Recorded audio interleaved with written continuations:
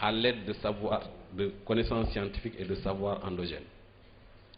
Donc, l'objectif général donc, de ce programme, c'est de contribuer à améliorer les pratiques et les politiques de pêche de façon à augmenter la capacité d'adaptation du secteur de la pêche au changement climatique en mettant à profit les connaissances scientifiques et les savoirs endogènes.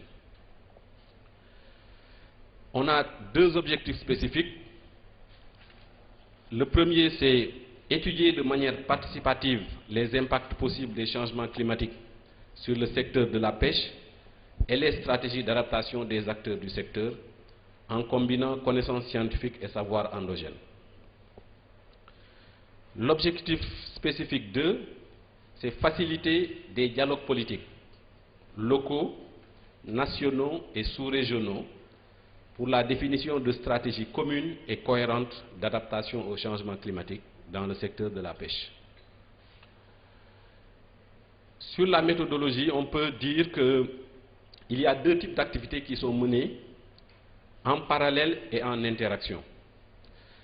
Celle de l'objectif spécifique 1, qui vise à rassembler et à générer des connaissances, et celle de l'objectif spécifique 2, qui vise à faciliter le dialogue politique. C'est donc ce va-et-vient entre la recherche de connaissances et le dialogue politique qui permet de mettre en œuvre le processus de recherche-action, tel que je l'ai expliqué au début. Donc, il y a des activités d'intérêt sous-régional qui sont menées à l'échelle des pays de la Commission sous-régionale des pêches, CSRP, avec les pays qui sont cités ici, tandis que celles qui concernent les niveaux national et local sont menées uniquement au Cap-Vert, en Guinée et au Sénégal. Dans chacun de ces pays, 3 sites sont choisis pour la recherche-action. Donc, sur le Sénégal, c'est Saint-Louis, Joal et Foundiougne. Donc, une équipe nationale dans chacun de ces 3 pays coordonne ces activités locales et nationales, regroupées sous le terme études pays. Au Sénégal, donc, il y a VVF, il y a ENDA Énergie, il y a le CROT et il y a le REPAO qui composent donc l'équipe de recherche. Voilà leur logo. Une équipe composée de l'équipe de coordination et de chercheurs s'occupe des activités du niveau sous-régional.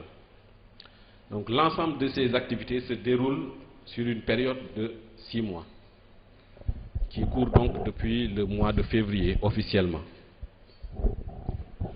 Des notes aux décideurs, puisque là on est dans le domaine de l'influence des politiques, et les notes aux décideurs, à la place des grosses publications qu'on fait et qui dorment dans les tiroirs, sont peut-être les meilleurs outils pour atteindre ces décideurs. Donc ces différentes notes seront produites, présentées et validées au niveau des comités nationaux et du processus. C'est ce que nous appelons des études pays, qui portent donc sur les impacts de ces changements climatiques dans les 3 pays qui sont le Cap-Vert, la Guinée